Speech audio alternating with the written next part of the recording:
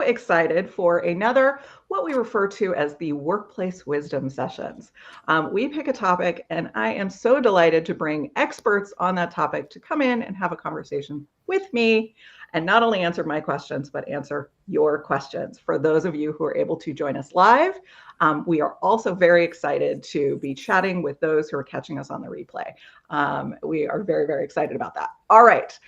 So this session is on executive presence in action. For those of you who don't know me, I am Dana Zellers. I am an executive and leadership coach, team facilitator, speaker, and I work with those busy professionals who want to be successful, but also want to have a life, because we know that more work is the enemy of more impact. I also do some work with an organization called Executive Presence. And so this is a topic that is near and dear to my heart. I want to introduce the rest of our panelists, which you are going to be excited to get to know. Let's start with Jen. Happy to be here, Dana. Thank you so much for inviting me to be part of this amazing panel with the amazing women on here. My name's Jen Koken.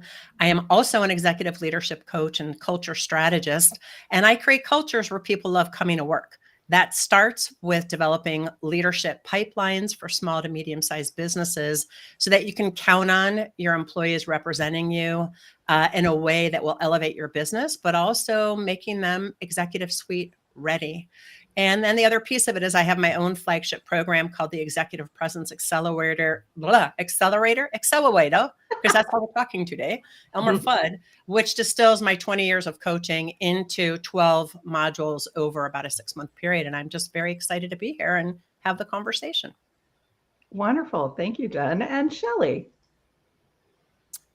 Again, great to be amongst these women and have this dynamic conversation that is so important. My life is about remarkable speaking.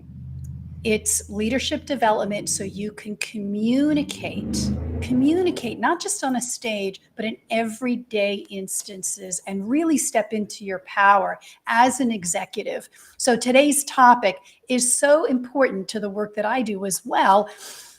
Because what does that really mean? What is executive presence and how do I get it? So that's my journey, and I'm really excited to share it with you all today.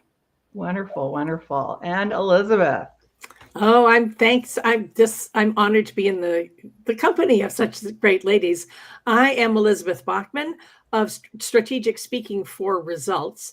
And I'm always very interested in executive presence because I spent 30 years as an international opera director, helping opera singers be fabulous in front of an audience.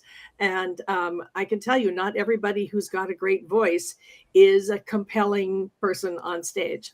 So what I do now is I work with women who have a seat at the table, but still aren't being listened to. And they've been passed over. They're pissed off about it. And so I help them become visible and valued and get the results that they need and the recognition that they deserve. Wonderful. Well, I am so excited to have these amazing experts with us today. Let's get into it. So the first question I really just want to start us off with is executive presence is one of those things where we know it when we see it. But what actually is executive presence? And Jen, we're going to start with you on this one. Okie dokie.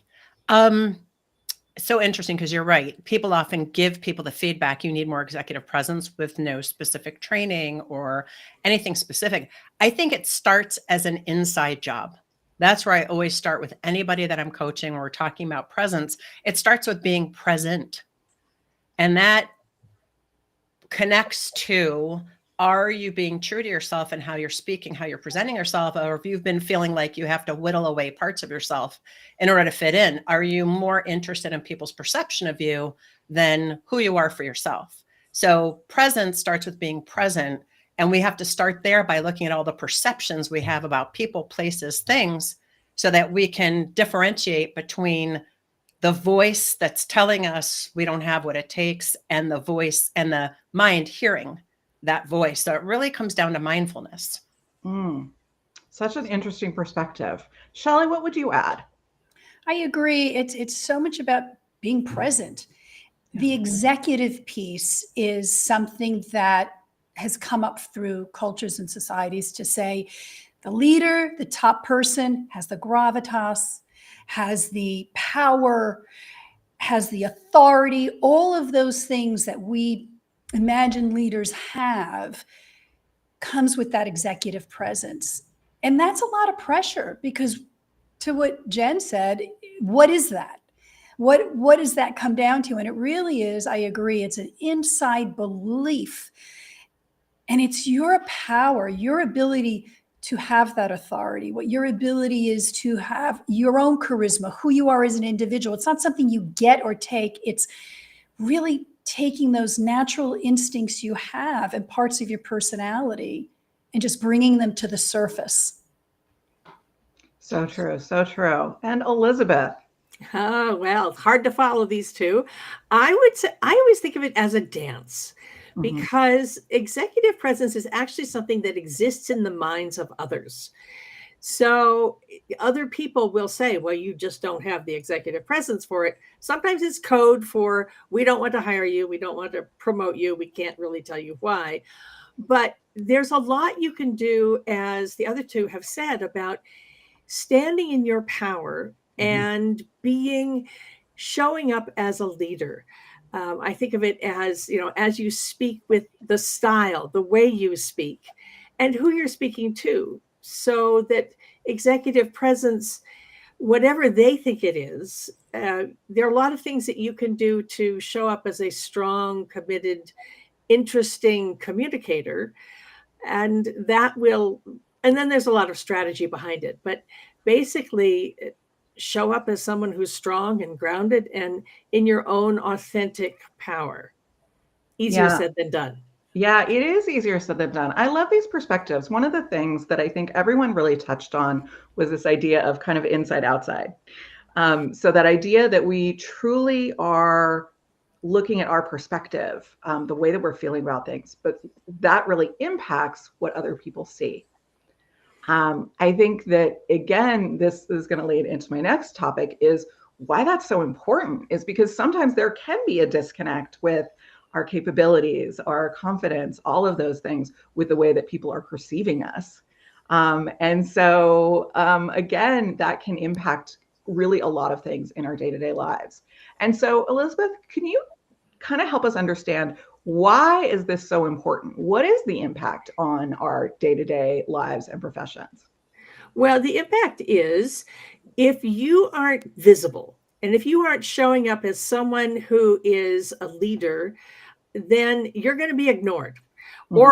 Or whatever story they're telling about you. If you're not telling your own story, other people will be telling their stories, and they may not get it right. They may just be telling you what they think you are. So it's important to be out there and communicating and positioning yourself.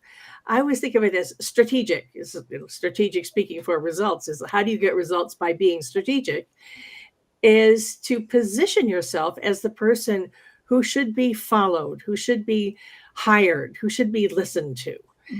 And a lot of that just involves confidence, developing confidence, and also not sabotaging yourself, which is a whole other conversation.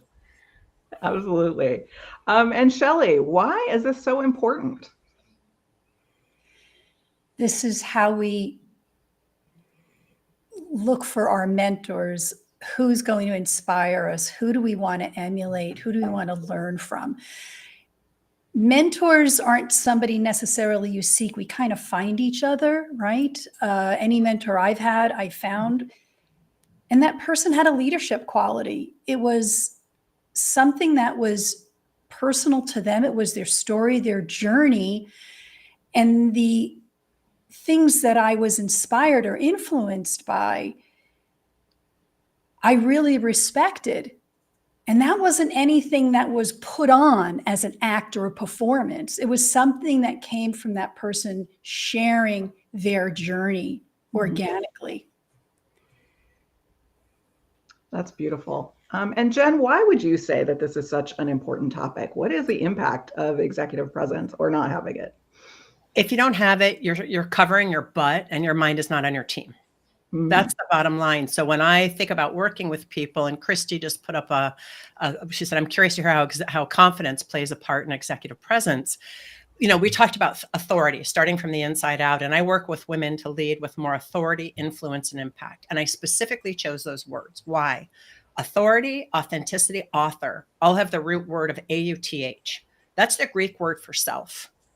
I think executive presence starts from the inside out and connects to confidence, because when we are true to ourselves, we have this experience I equate to feeling like you have this taproot sunk so far into the ground.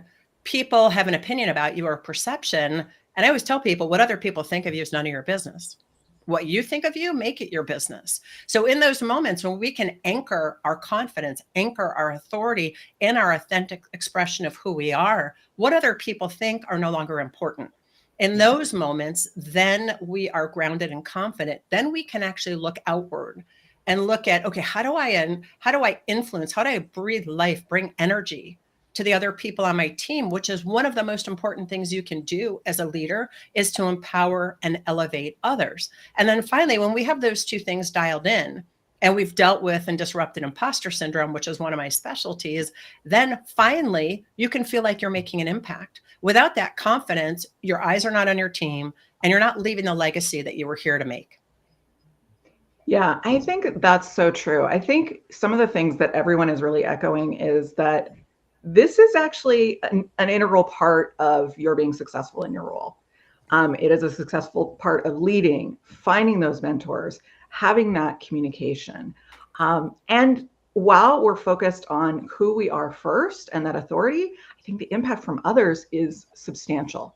So if you want to get hired, if you want that promotion, it is really important that people see you. Not only the people that you're working with on the day-to-day, but as others have mentioned, what is the story people are telling about you, your capabilities, all of those things. But it goes beyond just getting the role. It goes to doing the role. People pay attention to you. People are listening to your message. People will actually give more energy and effort to someone that they trust, that has that presence and leadership and that they have confidence in. And so this truly can make a huge difference in your day-to-day. I think that, we've touched on this a little bit about what it is, but let's talk a little bit about some of the myths. So when people say executive presence may mean certain things, what are some of the misconceptions that people might have about this? Shelley, I'm going to start with you first. I was just going to say, Sue named one in the comments. Just heads up. Go ahead. What did Sue say? Well, she said, I may be confident in my presentation deck, but what I choose to wear can sometimes dim that confidence. People think, I feel, executive presence is polish. It is how you're dressed. Mm-hmm. I don't believe that. I think I can go on stage with no makeup, in jeans and sneakers and whatever. If I am confident about who I am and anchored in what I have to say, I will have a presence, not one that is performative, not one that is like I don't know what the word is. I'm blanking on the word, but like a arrogance or I'm here to claim my space. Yeah. But rather it is a quiet moment of presence, in my opinion. Sorry, you asked Shelley and I just barged in. Well, you set the stage with this comment, so I'm so glad you brought that up. It's not putting on a mask. It's this idea. It's a label that has been constructed. It's the same thing as saying I can't share personal stories in a business environment. Who made that rule? Who said it's only facts and features and benefits, everything that you can read on a website or on a box top? That's not who we are as individuals. So when you get down to the myth of executive presence, it's this outer being. I have to be like this. And what we're saying here is you have to believe. You have to have the belief within yourself, within your journey, within your stories, the things you've done well and the things that you've failed at. All of those things together is your story, unique to you, who you are. That belief, that understanding is your confidence. That's going to carry you through to have that presence of an executive power just by believing in yourself. Mm-hmm. Yeah. Elizabeth, what else are we getting wrong about executive presence? Well, also, I would think that believing in yourself is always, as I said earlier, easier said than done. Yeah. One of the reasons why I like telling stories is because when I tell a story about something that I've done, I actually hear myself say it. And I might not believe it. It might have thought it was been easy for me at the time. The more you can talk about the things that you have done well, and credit your team, but don't forget when it was your idea, then you start believing it. And that's an easier way, a way kind of to work from the outside in, to remind yourself that, oh, I have done all these things. So that's like a practical way of developing that self-confidence. Yeah, I love that. One of our questions that somebody submitted was, which this is reminding me of it, is do you consider authenticity and vulnerability essential in executing effective leadership? As someone who often overworks these particular elements, oversharing, how can someone balance establishing professional boundaries and authority while also keeping things authentic and at specific times vulnerable? Is this just, go ahead, Elizabeth, you had. Oh, I know, me too. I'm like, I've also got things to say about what Shelley and Elizabeth just said too. Okay. Well, first of all, when you are out there talking, when you're sharing, make it concise and make it to the point.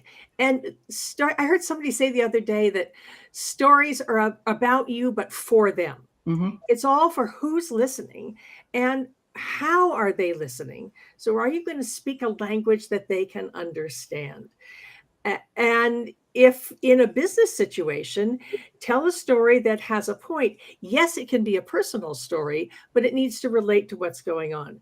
The trap that many of us fall into, especially women, is telling like the whole story that started back from the dawn of time and all the context, and you go on and on and on and on and on, and people tune out. Mm-hmm. So some of that is the art of constructing a story and then practicing saying a story. So I'm a word person. I'm a language person because I've spent so many years with teaching singers what to do. People forget that speaking is a physical act. You have to actually get your lips and tongue and breath involved, which means you have to practice telling your story so that you can tell it well. It's like telling a joke. You're going to tell it, you're going to practice it so you get the rhythm right. And that's where a lot of people get in trouble. And Jen, I know you had something to insightful to share here. Yeah, double down on that. Number one, stories stick. Yeah. Period. Yeah. Stories stick. Facts, figures, like what Shelley was talking about. Who said that, you can't say things that are personal at work? I always tell my leaders, look, twofold. One, there's a distinction between personal and private. Yeah. If you've got to come into my office or I notice, you're not in a great mood, all you have to say to me is I'm having a bad day. I've got family stuff. You don't have to give me the whole thing that your ex-husband walked out on you and left you a Post-it note and the bottom half of the house was empty. Okay. That was me, not anybody else I know, but that actually happened. Number two, I think what I train my leaders in is what I call visceral shares. You start with the point. We just released 11 new items that gave us a total, for our new company that cost a total of $285,000, but our profit margin on this is $450,000. Here's why that's important. And I always tell people 2 minutes. The point, if you want to use a couple of facts to back it up, and then the share at the end, I tell them, because people get caught up in their own words. And my point is, that's the phrase I tell them to use. And my point is, we're going to make a lot of money on this product for this new line of this whatever engine that we've just released. So stories stick, start with the point, follow it up with a couple of facts, keep that share to 2 minutes. Our oversharing person, 2 minutes, give yourself a timer. And Elizabeth is dead on. Practice. I tell my clients, practice it in the mirror 3 times. On the 3rd time, the person in the mirror will get it, and you'll stop wondering why this side of my hair is not as curly as this side of my hair. Yeah. Yep. I love this. I think, again, when we're talking about some of the myths to start with, I think there is an idea that I heard echoed about this. We're putting on this persona. We're putting on this false person as opposed to tapping into our true self. I think that can be a piece of it. I think the fact that it is tied to kind of any one of these things is also a little bit of a myth. It is a combination of things, which makes it a little more challenging. It is that decision of where is the balance between being open and sincere and warmth and authentic and oversharing and, making it about me and being too passionate. I think that there really is a balance, and is a difference in those circumstances. And so understanding how to kind of use maybe all of the tools in our toolkit. And to Sue's question earlier about clothes, you absolutely don't need to be wearing something in particular to have executive presence. But if clothes are a part of what makes you feel confident and what makes you feel welcome in certain audiences, absolutely lean into not only your verbal communication, but your nonverbal communication, your clothes, your gestures, your voice, as Elizabeth is so well able to do. Again, I think the fact that there are so many pieces to this makes it sort of challenging, but also really fun. We can look at what we're good at. And we can also look at maybe where we might want to have more balance in some of the skills that we're bringing to the presence, which I think it makes it kind of a fun playground where there's always something that we can be working on. I would also just add to what you were saying is it's a lot, but most of it is stuff that once you learn it, you have it forever. Yeah. You have to learn it first. But it's like any skill, remember when you had to learn you were learning how to drive and all those different things you had to notice, and now it's automatic. So it's a learnable skill and anyone can learn it. I agree with that so Yeah. much, because when we're talking about the thing that twofold. One is people start Googling. If you look up, what is it to be an authentic leader? There's 33 million hits. And I always tell people you're looking in the wrong direction. But then that takes you unearthing what your voice is. And then seeing those patterns where you back down, where you back away from the table, where you give up your power, and interrupting the pattern, until, like Elizabeth said, it becomes second nature. Yeah. I mean, it's the difference of trying to be versus being. Yeah. You have all these things. I have a slightly different approach to this, but if you have all these tactical things you need to remember and do when you're speaking in front of people, guaranteed you're going to fall apart. You're going to freeze. The adrenaline's already flowing. And now I got to remember all these different points. It's at some point, it just becomes innate. And the belief, again, it goes down to your story, because people, we know this, we've heard this, there's many iterations of who said it and when, but the gist is people will not remember the words you're saying necessarily. They will remember how they felt at the time you told your story, what they connected to, what they related to, and how it connected to their being and their own story. That's the piece. So you're sharing your moment, your being, to their being. And it may not be right for everybody. That's why you can't try. You can't try to be influential. You can't try to have a video go viral. It happens when it's that deep inner belief of just being, and not necessarily having all these tactical things on the side that you have to remember, your 82-point checklist. Right.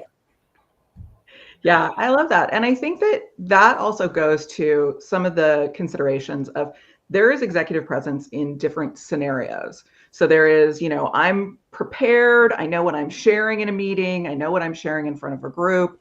There's also those moments where you're in a meeting and somebody asks you a question that you are stumped by.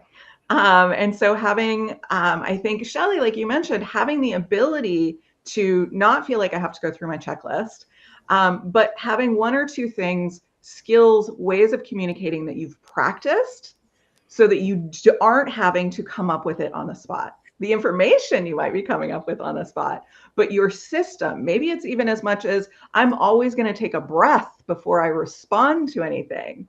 I'm going to ask myself, what is really the purpose of this? What are we trying to get to? So that then as I'm responding, I'm doing it with a way that's more intentional as opposed to my normal reaction, which might not be the thing that is always my first response that I want to come to. So having that balance of sort of the tools and the practices, but being able to be in the moment, I think is really one of the spectrums of this that we're talking about. I think so too. And I think if we're not feeling confident about who we are, then that moment where someone asks us a question can completely knock us off our rocker, right? I could see myself saying to respond to that, oh, I've never thought about that before. And I want to be thoughtful about my response. Can I get back to you with the answer? Or what does anybody else think? Or, oh, I'm a little taken aback. I wasn't prepared for that, but that's okay. Can you ask it again? Or even saying, I don't know. I learned that from one of my bosses early on in a high profile meeting. And he was like, I don't know the answer to the question. In my head, I'm thinking, yes, you do. But I'm not saying anything because you're saying, I don't know for a reason. I don't know what that reason is. Yeah.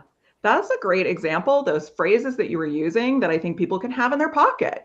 So it doesn't matter what the question is, you have a few of those examples, which kind of spawns another question for me. We've been talking about some general things about executive presence, and we've certainly given some specific tips. But if somebody wanted to strengthen their executive presence, what is something that you would suggest that they start with? Shelley, I'm going to go to you first on this one. I have my 4-minute framework that does all of that. I have something that I called speaking prompts that act as those guardrails to the GPS. What is it you want them to know? For example, and specificity is brevity. Get to that specific example and the value and why you're sharing that. That will always bring you back to the conversation. But the key is sometimes if you're busy, you don't have all this time to practice and rehearse. And the beauty of my framework, the Remarkable Framework, is you can get there in less than 4 minutes. And we all have a couple of minutes and a few seconds to go through the drill enough to get the essence of what we want without the pressure of that 10-point list or memorizing a script. That's the difference. Wonderful. And Elizabeth, what would you say would be one thing that people could start with? I would say, think about who you're talking to and what are they, how do they value? What do they value? And then when you're telling stories, talk about what's the benefit to them. Say, what's the problem that you've solved? How did you solve it? And what's the benefit to them or to the company so they can understand why should they care? Yeah, so important. Jen? I think it starts with perception. The average human has 60 to 80,000 thoughts a day. 85% are negative and 95% are repetitive. We don't stand a chance in being present or having presence in any minute of every day, any day. So start with the assumption, I have perceptions about everybody, everything, and every situation. Before you walk into that meeting, just check in with yourself. What are my perceptions about myself as it relates to this meeting? How about the people in there? How about the work we're at work on?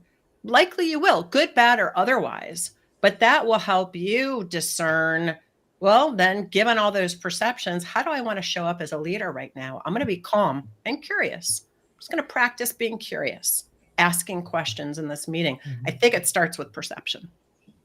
So these are all such wonderful tips. I am so excited to hear these, and I know everybody else is as well. Again, we've had some people dropping some questions in the chat. Please continue to do so. We want to make sure that we're answering the questions that truly are on your mind.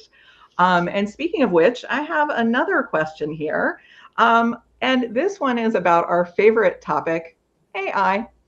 So Jeffrey was asking, generally speaking, he would like to understand thoughts on how executives can remain active and human in an AI world.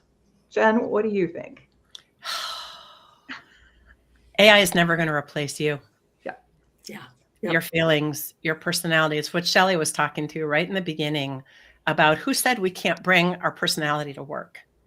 AI is never going to replace that. AI is good for a lot of things, but it does not have emotion. And if you think AI is going to be a substitute for you being empathetic with an employee or being kind and direct in holding that employee accountable, you are sadly mistaken. So don't assume it's going to somehow replace you. It never will. Absolutely. And Elizabeth, you were reacting on that. No, I was just going to say, I agree with all of that, AI can help with all sorts of the repetitive things, but where humans interact with humans. I mean, the one thing every organization has is people. And it's how people interact with other people. That's you. And that's what you can control. You can't control what they think.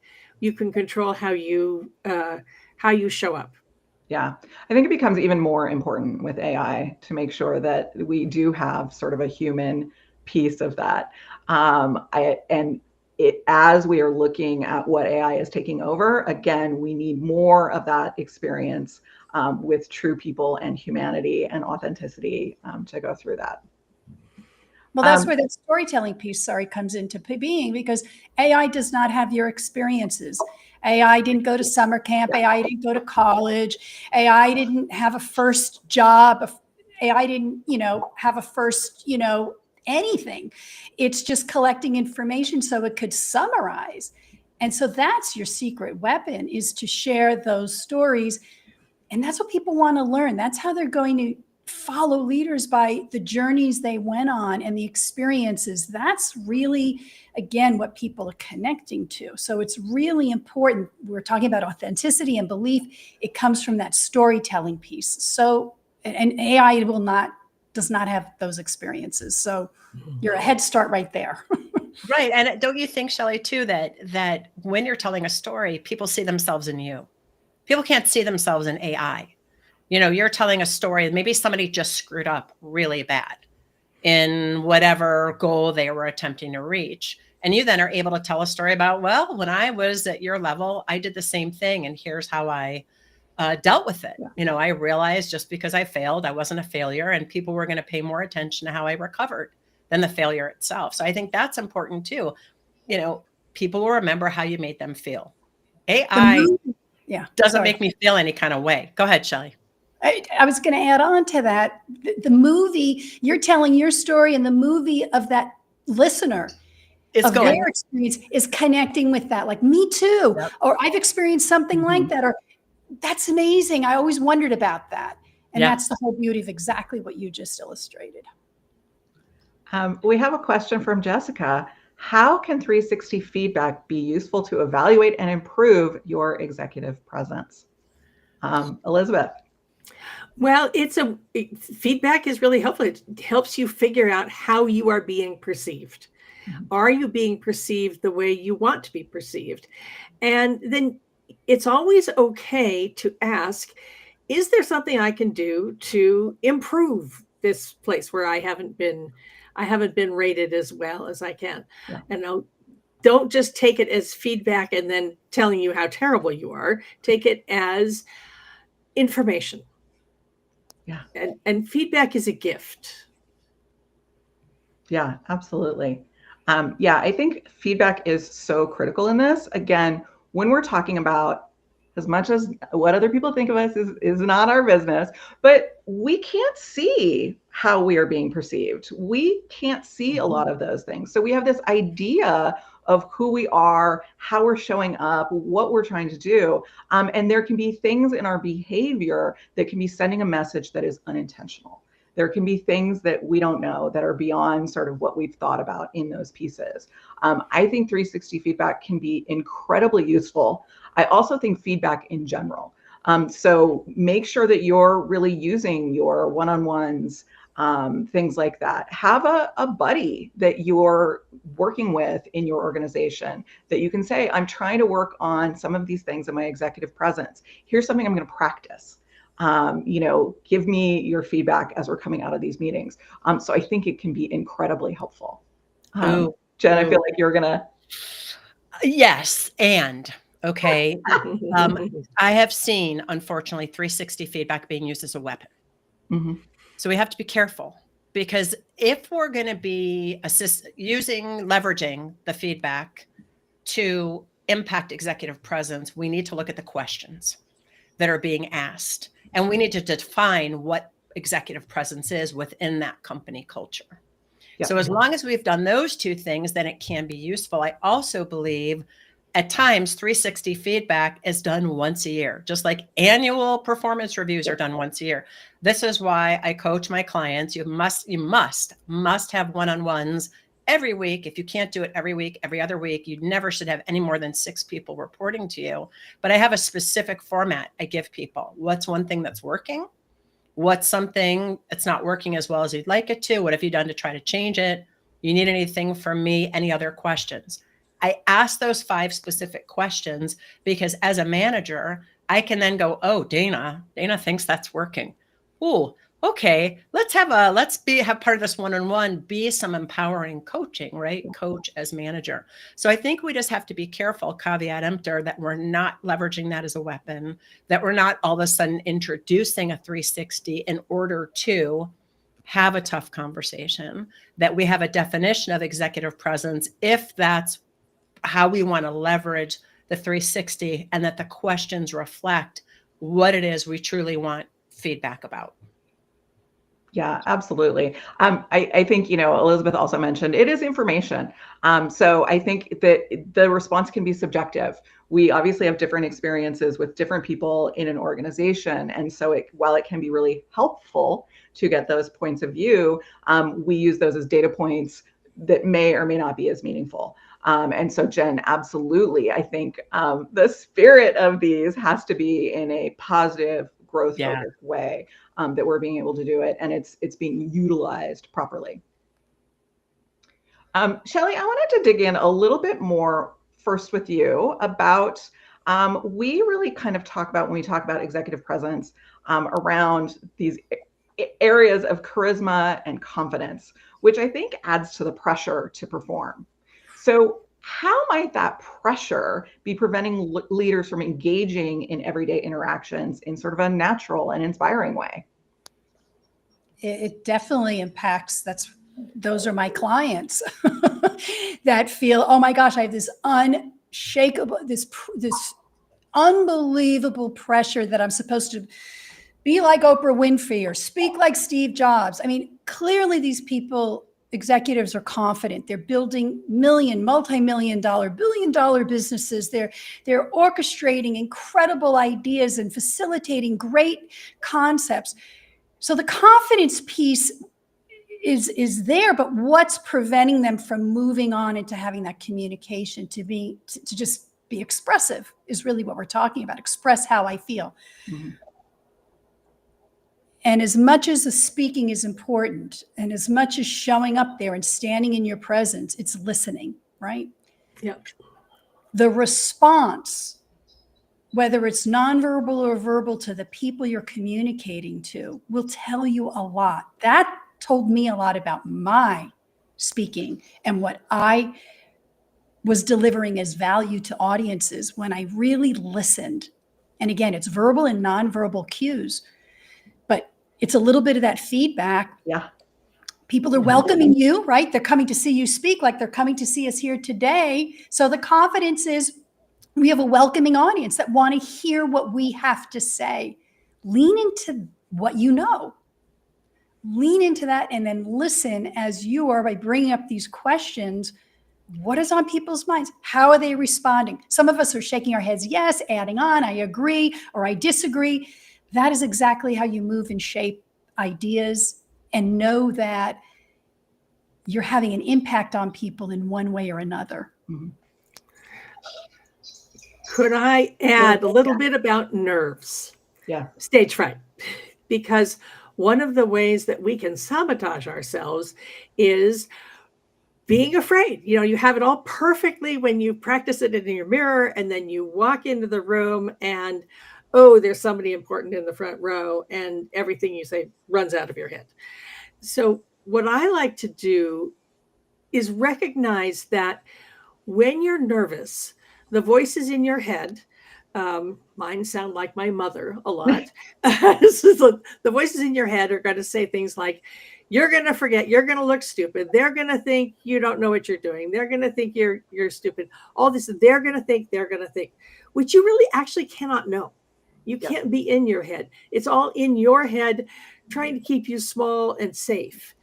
So if you can get out of your head and make it about them, again, easier said than done. What I like to do is imagine they are guests at my party.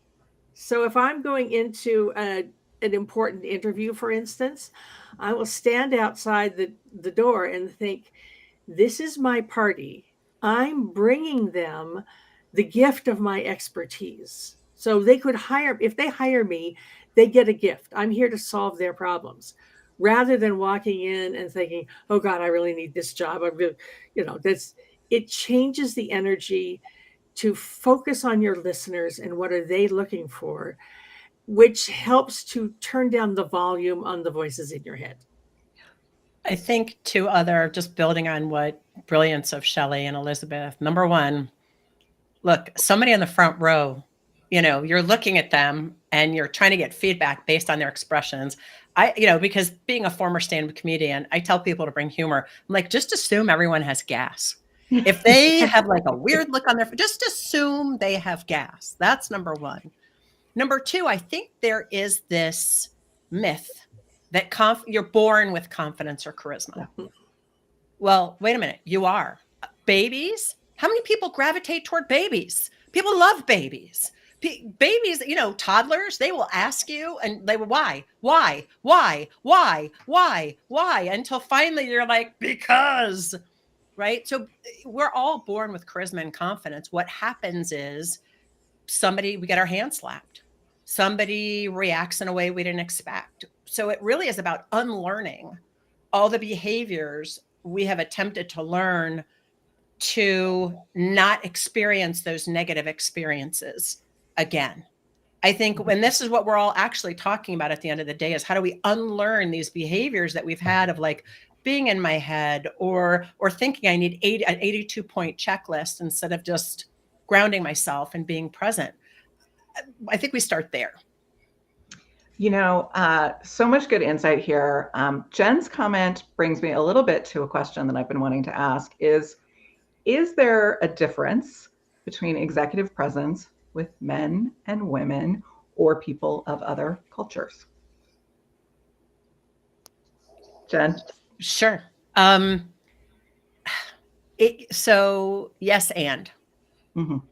And I'm going to say, because my specialty is working with women in traditionally male-saturated industries, all of us have been working inside of a patriarchal construct, a construct that was designed during the Industrial Revolution about how we work based on the military. That's very directive, very, intense. I think we've all learned within that loud arrogance is the one that wins the day. Mm-hmm.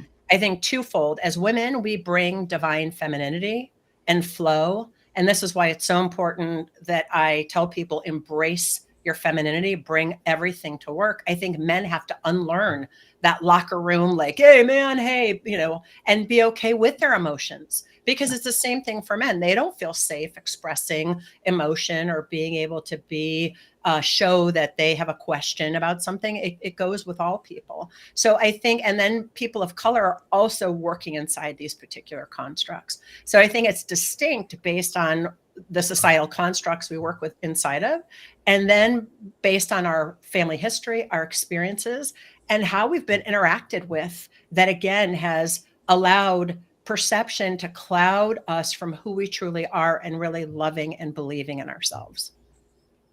Yeah. So big, such a big topic. I think that women have, again, it's a little bit of a double-edged sword. I think that while we can embrace our true femininity and all of those things, we also can learn some of, not the bro tactics by any means, but some of the confidence, when they talk about how, men will sign up for anything, whether they're qualified or not, whereas women feel that they need to be overqualified in order to even think about putting themselves in the room.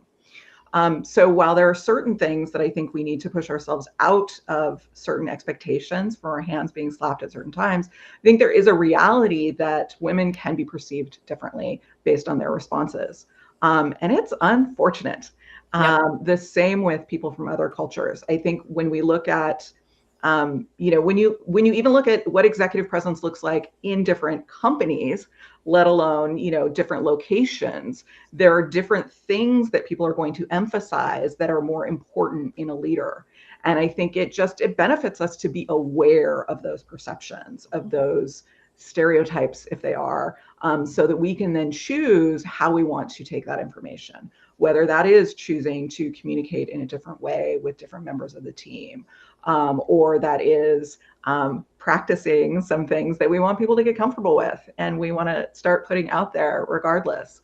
And so I think awareness for me in a lot of those instances can be a really helpful guide. One thing I would add to that, Dana, is that I think there are different standards for women and women of color than men. Yeah, women sure. are judged by presence rather than performance, and men are judged. They're judged by potential. Yeah. And men are not. Men are judged by their current performance, and we need to break down those stereotypes and barriers in order to shift culture. Yeah. Well, that's what's so interesting, because I coach men and women, high-powered men and women. And behind the scenes, it's the same fear. Mhm. It's the same concerns. It's the same lack of confidence on a certain level of other things. It really isn't different. What's different is what you're all sharing are these expectations, these stereotypes, and these societal norms that we've become conditioned to. And that's where the listening piece comes in, the listening to yourself, the reframing that we mentioned earlier about, it's not about me, it's about what I bring, why I'm, you're hired, you have a job, you're doing something great. You got the job. Now just show up and let us know how you love that job. What brings you to, work every day, what keeps you going. So overriding those stereotypes sometimes is just sitting back and realizing, whatever sexual preference you choose to be,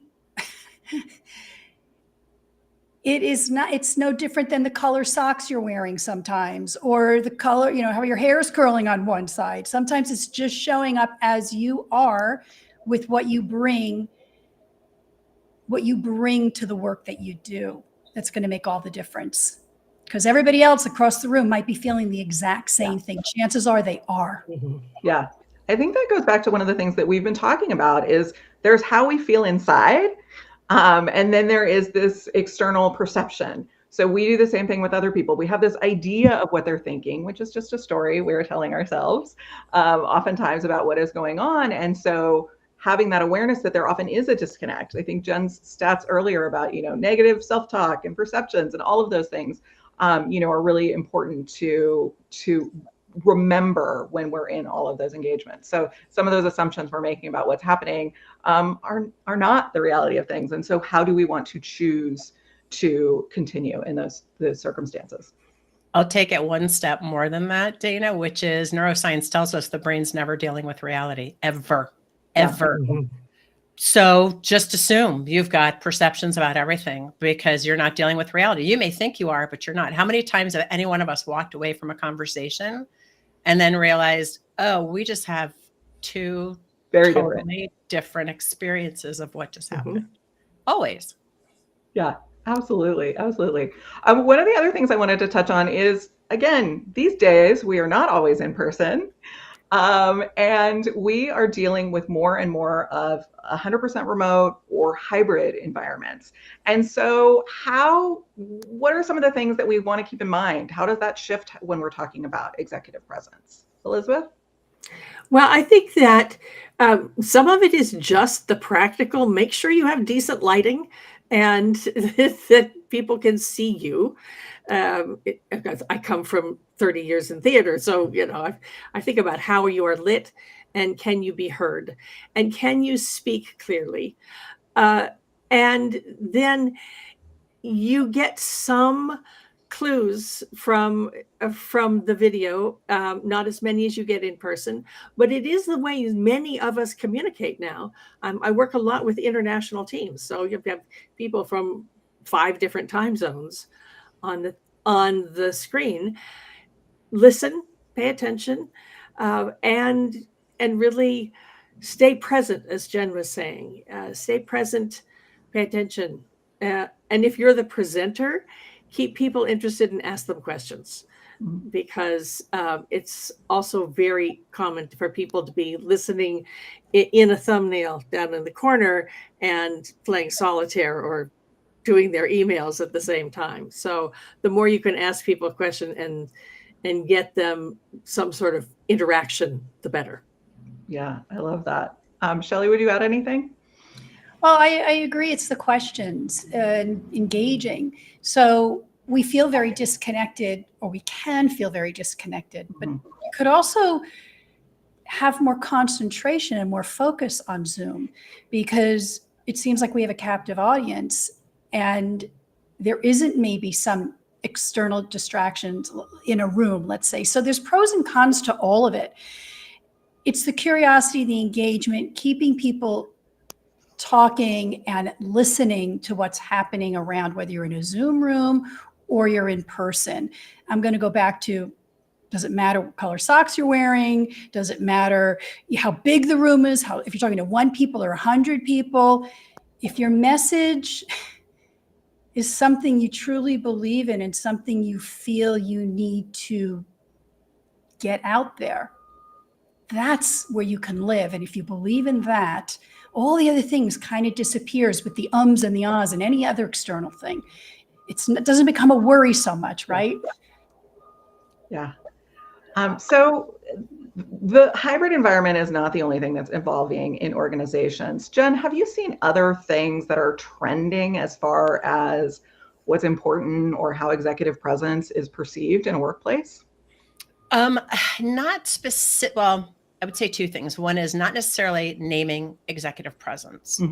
I do think because it is a hybrid environment or all remote environment, as an executive or as somebody who is a leader, it's incumbent upon us to be able to create opportunities to connect, because we're not in the office, where we're creating community. So the trend that I'm seeing is people feel far more siloed than they used to be. So how do we bring a more collaborative work environment as somebody who is a leader?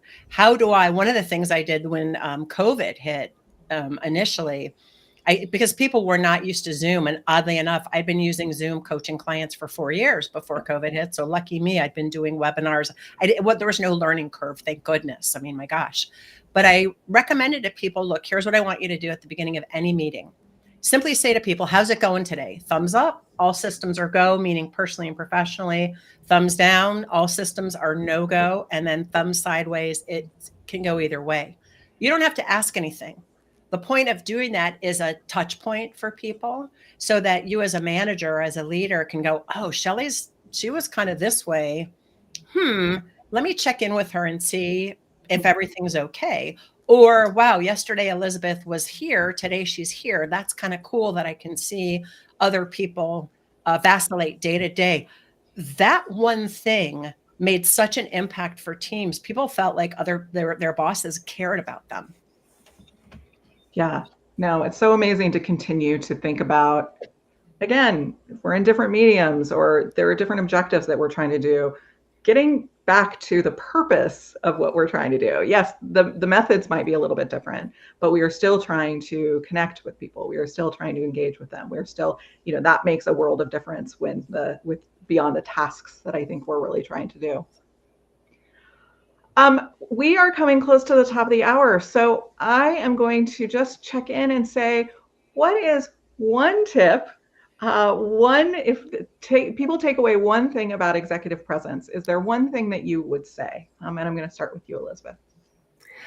I would say a lot of the stories that keep us small are socialized. I don't think anyone does it on purpose. So the more you are aware of how you're being perceived and then and acknowledge it may or may not be fair, or that there may not be listening to you the way you think you should speak, then you can adapt.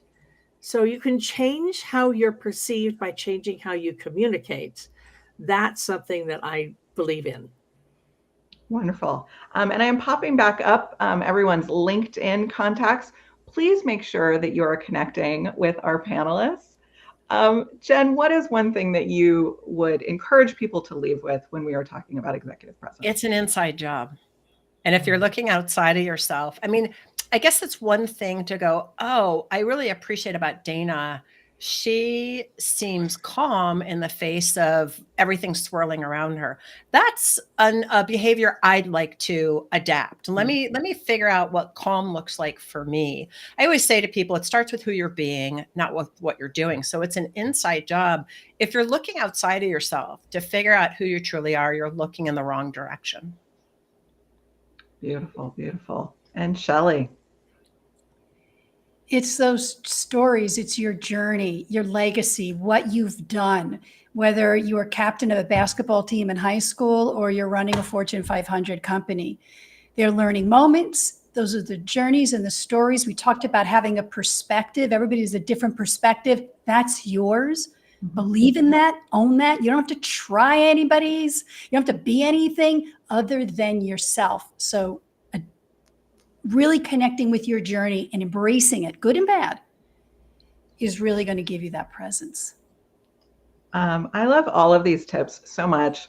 My one suggestion is to just pick one thing. Whatever is that thing that you want to practice and experiment with, and really think of it like an experiment. So, there's so many great takeaways from this panel. There may be things that you are already thinking about that you want to try to strengthen at work. And so what is one action, internal or external, that you want to play around with and see how that feels, see how that might be more comfortable. But really finding one thing that you can practice that will make you feel more confident, more secure, more feeling like you are emulating the executive presence that you are striving to have. Please let us know if there are any other questions. We do want to make sure that we get to these. And I just really want to take a moment to thank my panelists. These are three powerhouse, amazing women who are so strong in their areas of excellence. I knew this conversation was going to be filled with so many gems. And again, we could keep talking about this forever, but we will keep to our time today. But let us know also if there are any other topics that you would like me to cover in these workplace wisdom sessions. Mary suggested that maybe we do a little bit of talking about nervous speaking, which I think is a big one and impacts a lot of people. And so I think that's something that we could really dig into on communication. If anyone has any other suggestions about other topics that you would like us to do on a panel or in a live, we would absolutely love to do that. And Linda, yes, I will absolutely share the speaker's LinkedIn contact again. Elizabeth, for those of you who are getting. And if you have given an email address, I will also shoot the contact information back out to you so that everyone can have this information. Again, you do want to follow these women because we've just seen a slice of what they have to offer today. And there is so much depth in what they share on LinkedIn, in their offerings, that I want to make sure that everybody takes advantage of that. And I want to, of course, thank all of our attendees, everyone who participated, asked questions, shared a reflection. This was all really helpful for us to make sure that, again, we're talking about the things that you are the most interested in. And with that, we will bid you a happy Veterans Day. And again, for those of you watching on the replay, thank you again for joining us. Thanks, Dana. Thanks to everybody. Thank you. Thank you. This was amazing.